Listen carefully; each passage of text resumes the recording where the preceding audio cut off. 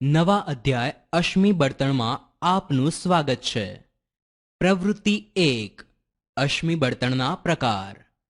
વર્ણન. નીચે દર્શાવેલ હેતુ અને સાધનોની નોંધ કરો.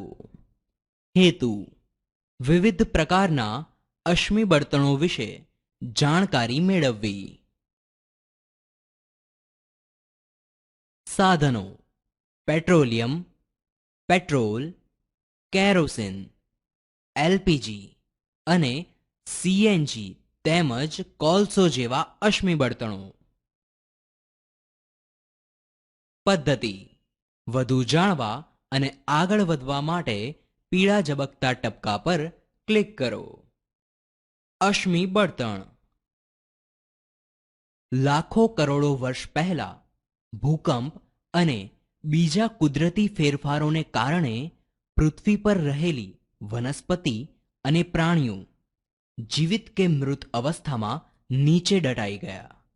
પેટાળની ગરમી અને દબાણને લીધે તેઓનું અશ્મિમાં રૂપાંતર થયું. આવા અશ્મિઓમાંથી જે બળતણ બન્યું તે અશ્મિ બળતણ તરીકે ઓળખાય છે. ખનિજ કોલસો. ખનિજ કોલસાના મુખ્ય 4 પ્રકાર છે. 1. પીટ કોલસો, 2. લિગ્નાઇટ, 3. બિટ્યુમિન કોલસો અને 4. એન્થ્રેસાઇટ. આગળ વધવા માટે પીળા ઝબકતા ટપકા પર ક્લિક કરો. ખનિજ તેલ. પેટ્રોલિયમ ઘેરા કાળા કે ભૂખરા રંગનું પ્રવાહી છે. તેને જમીનમાંથી ઊંડે શારકામ કરી મેળવવામાં આવે છે. તેનું વિભાગીય નિસ્યંદન કરી તેમાંથી પેટ્રોલ, નેપ્થા, કેરોસીન, ડીઝલ, ઊંજણ તેલ અને કુદરતી વાયુઓ જેવા ઉપયોગી ઘટકો મેળવવામાં આવે છે. આગળ વધવા માટે પીળા ઝબકતા ટપકા પર ક્લિક કરો. પેટ્રોલ. તે પેટ્રોલિયમનું વિભાગીય નિસ્યંદન કરી મેળવવામાં આવે છે. તેનો ઉપયોગ વિવિધ વાહનોમાં બળતણ તરીકે થાય છે. આગળ વધવા માટે પીળા ઝબકતા ટપકા પર ક્લિક કરો. કેરોસીન.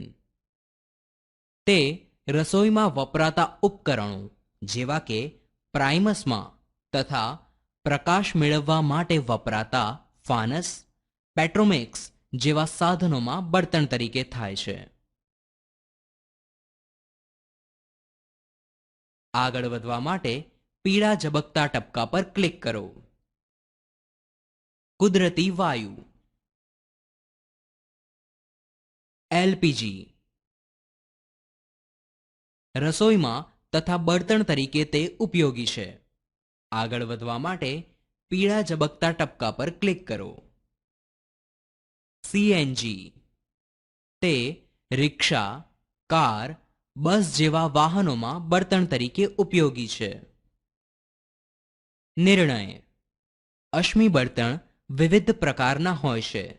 તેનો ઉપયોગ આપણે રસોઈમાં, વાહનોમાં, ઉદ્યોગોમાં અને તાપ વિદ્યુત મથકોમાં બળતણ તરીકે કરીએ છીએ. વિદ્યાર્થી મિત્રો, પ્રવૃત્તિ 2માં આપનું સ્વાગત છે. પ્રવૃત્તિ 2. ખનિજ કોલસાના પ્રકાર. વર્ણન. નીચે દર્શાવેલ હેતુ અને સાધનોની નોંધ કરો. હેતુ: ખનિજ કોલસાના પ્રકારો વિશે જાણવું. પદ્ધતિ: વધુ જાણવા માટે ખનિજ કોલસા પર ક્લિક કરો. ખનિજ કોલસો. લાખો વર્ષ પહેલા વનસ્પતિઓ જમીનની નીચે દટાઈ ગઈ.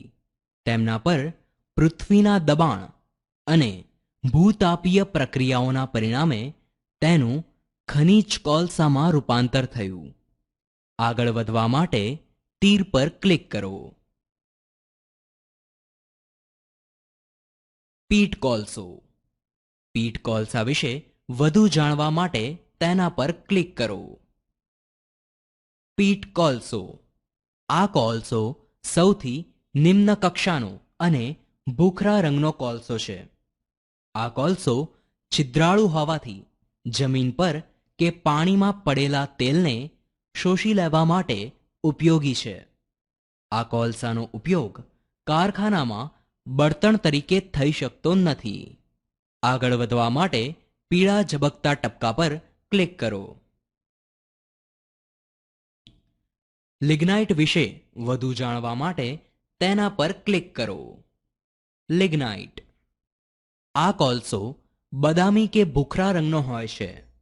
આથી તેને બ્રાઉન કોલસા તરીકે પણ ઓળખવામાં આવે છે. લિગ્નાઇટ ધુમાડિયો અને સૌથી વધુ રાખ પાડતો કોલસો છે.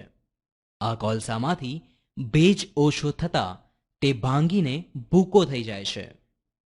આ કોલસો મુખ્યત્વે તાપ વિદ્યુત મથકોમાં અને રેલવેમાં ઉપયોગી છે. આગળ વધવા માટે પીળા ઝબકતા ટપકા પર ક્લિક કરો.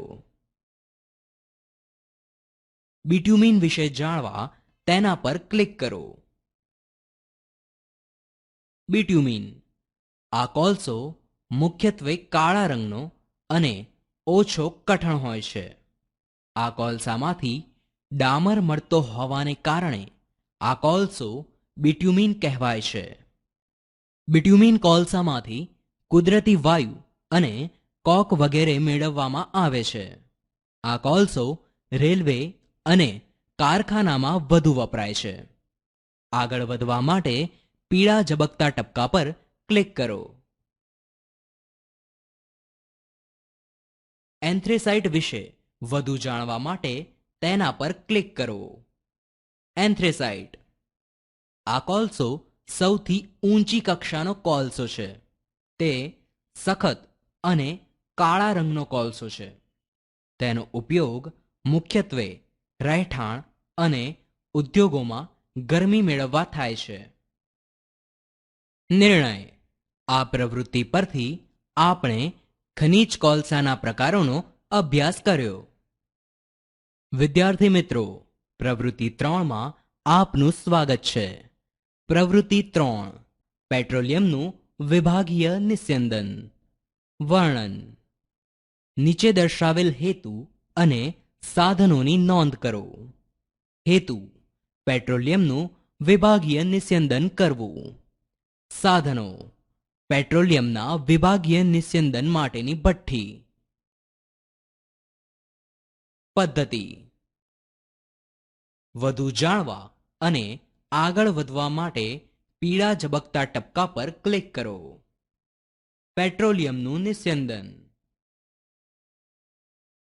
પેટ્રોલિયમ. પેટ્રોલિયમ એ પ્રવાહી બળતણ છે. પેટ્રોલિયમ એ ગ્રીક ભાષાનો શબ્દ છે. પેટ્રો એટલે ખડક અને એલિયમ એટલે તેલ. આમ પેટ્રોલિયમ એટલે ખડકોમાંથી મળતું તેલ. પેટ્રોલિયમ એ અશ્મિ બળતણ છે. આગળ વધવા માટે તીર પર ક્લિક કરો. પેટ્રોલિયમનું વિભાગીય નિસ્યંદન. પેટ્રોલિયમ વાયુ.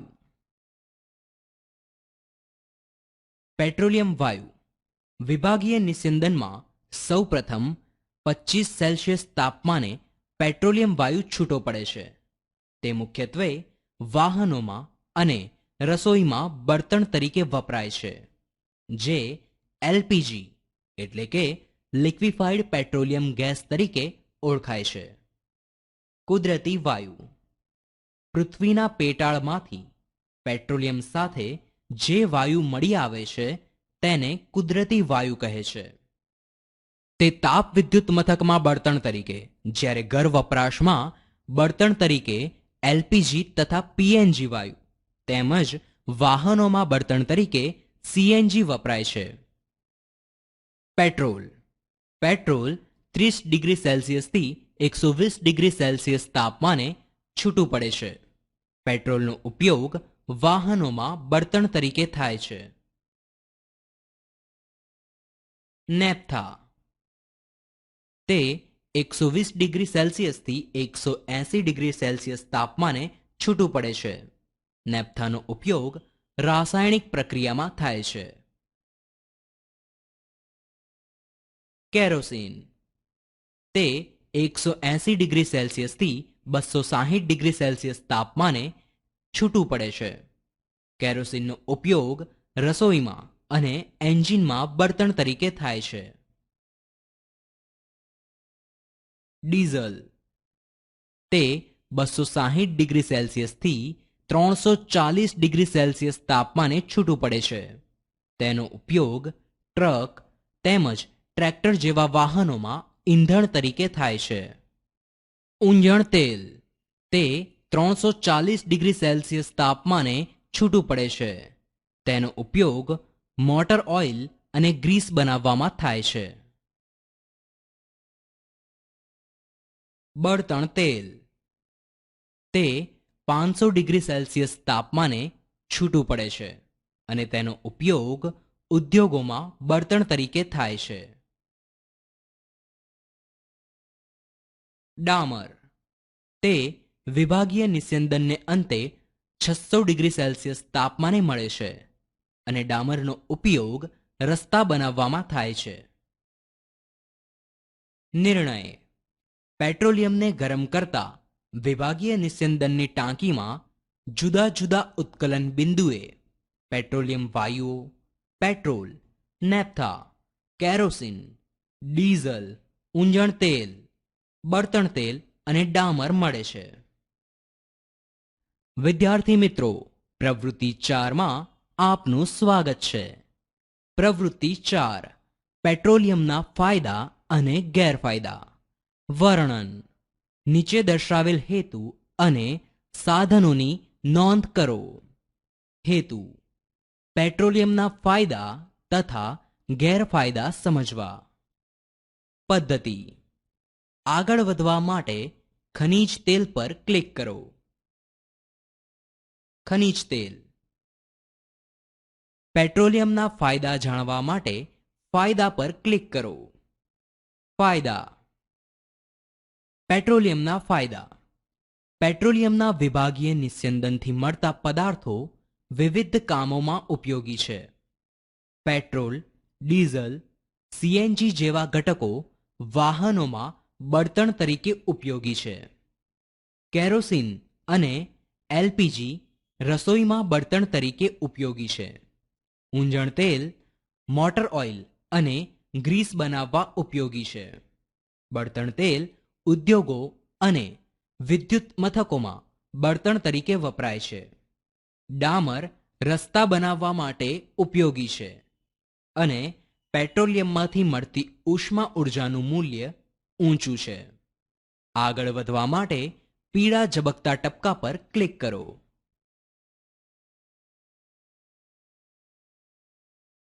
પેટ્રોલિયમના ગેરફાયદા જાણવા માટે ગેરફાયદા પર ક્લિક કરો. પેટ્રોલિયમના ગેરફાયદા. તેનો જથ્થો મર્યાદિત છે.